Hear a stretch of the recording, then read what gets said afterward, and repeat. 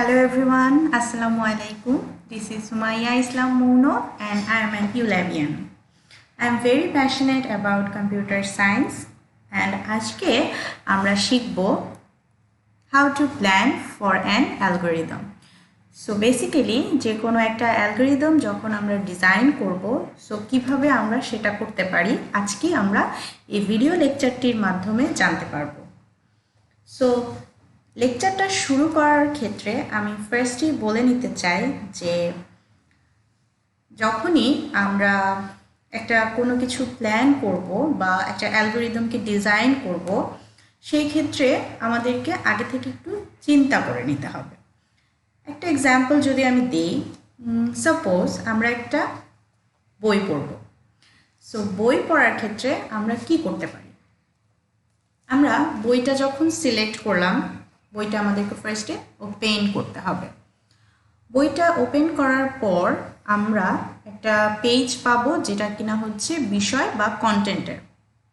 তো সেই বিষয় বা কন্টেন্টের পেজে আমাদেরকে আগে যেতে হবে, দেন আমাদেরকে সার্চ করতে হবে লাইক কোন পেজের কোন চ্যাপ্টারটা বা কোন টপিকটা আমার প্রয়োজন।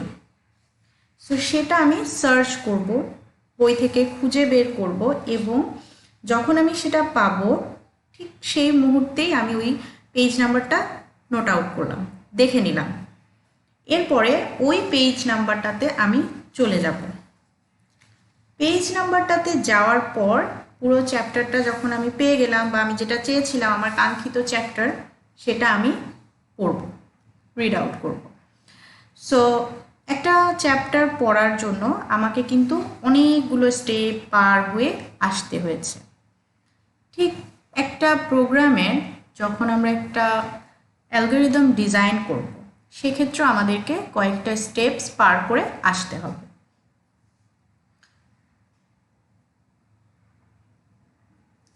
যখন আমরা একটা রিয়েল লাইফ প্রবলেম নিয়ে ডিসকাস করব তখন আমাদেরকে প্রত্যেকটা রিয়েল লাইফ প্রবলেমের ক্ষেত্রে কিভাবে আমরা এই জিনিসটা লিখতে পারি, অ্যালগরিদমটাকে প্রপারলি ডিজাইন করতে পারি সেটা জানব। তো একটা রিয়েল লাইফ প্রবলেম নিয়ে নেই বা একটা প্রোগ্রামিংয়ের প্রবলেম নেই। যেমন একটা অ্যালগরিদম ডিজাইন করতে হবে যেটা কিনা আমাকে দুটো সংখ্যা যোগ করে তার রেজাল্ট ডিসপ্লে করবে। তাহলে দুটো সংখ্যাকে আমি যখন যোগ করতে যাব এবং সেটার রেজাল্ট বের করতে চাইব, আমাকে ফার্স্টে কি করতে হবে? আমাকে স্টার্ট করতে হবে, প্রোগ্রামটা স্টার্ট করতে হবে। কম্পিউটারকে আমার একটা ডিক্লেয়ার দিতে হবে যে হ্যাঁ আমি প্রোগ্রামটা স্টার্ট করছি। দেন স্টেপ 2তে আমি কি লিখব? স্টেপ 2তে আমি লিখব যে 3টা ইন্টিজার লাগবে। আচ্ছা, কেন লাগতেছে? আমি এখানে নিয়েছি declare 3 integer A B and sum, because আমি চাচ্ছি যে দুটো ইন্টিজার সংখ্যাকে যোগ করে তার ফলাফল। এখন আপনাদের মনে হতেই পারে যে কেন আমি ইন্টিজার নিচ্ছি। ইন্টিজারের জায়গায় আমরা ফ্লট নাম্বারও নিতে পারতাম, কিন্তু আমার মেইন টার্গেটটা কি? দুটো সংখ্যাকে যোগ করা। দুটো সংখ্যা আমি অ্যাজ আ হিউম্যান আমি বুঝতেছি হ্যাঁ আমি ঠিক আছে 5 নিতে পারি অ্যান্ড 10 নিয়ে দুটো প্লাস করলেই যোগফল পেয়ে যাব। বাট কম্পিউটারকে আমার এটা বোঝাতে হবে। কম্পিউটারকে বোঝানোর জন্য আমি কি করতে পারি? আমি দুটো ভ্যারিয়েবল নিব, একটা এ আর একটা হচ্ছে বি।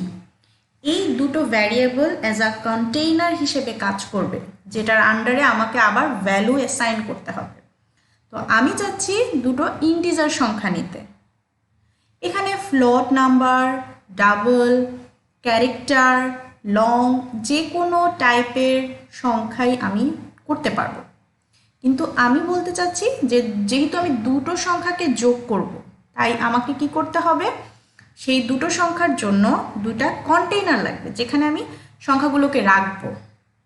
কম্পিউটারকে কিন্তু প্রত্যেকটা স্টেপ আমাকে বুঝিয়ে বা যেটাকে বলা হয় হচ্ছে একদম লজিক্যাল স্টেটমেন্ট দিতে হবে।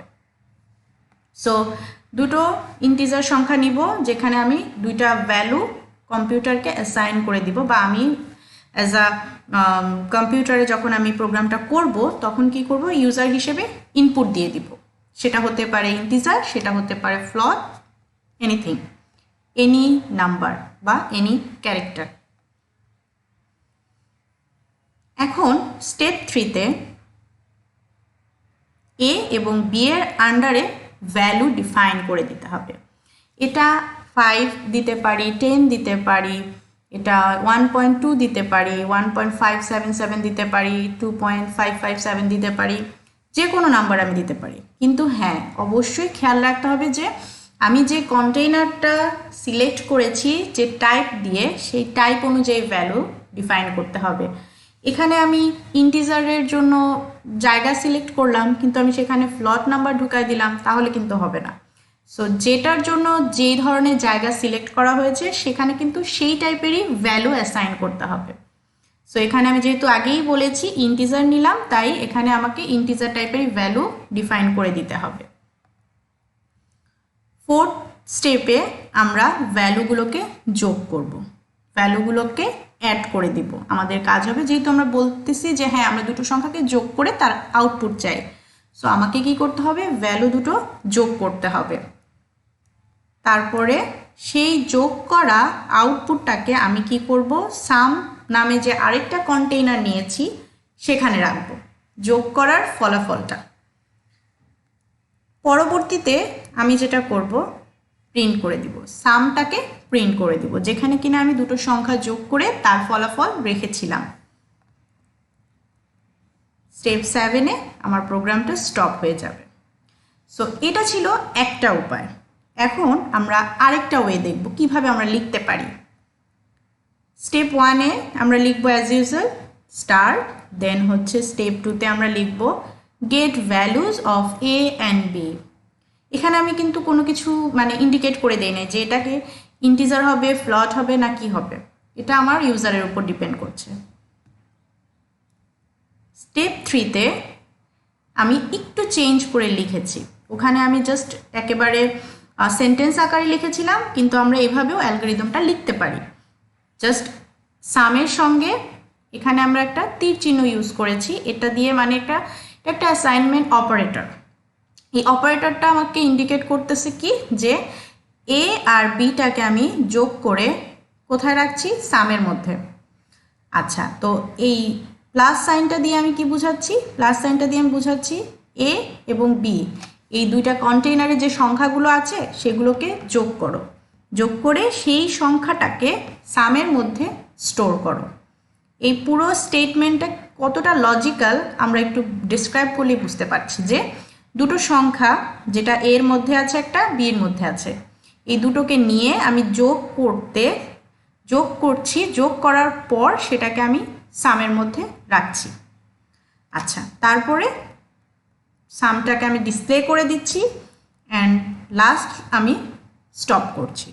সো এই ছিল আমার আজকের প্রেজেন্টেশন। হোপফুলি আপনারা সবাই বুঝতে পেরেছেন এবং কিভাবে একটা অ্যালগরিদম আমরা লিখব বা প্ল্যান করব সেটাও বোঝা গেল।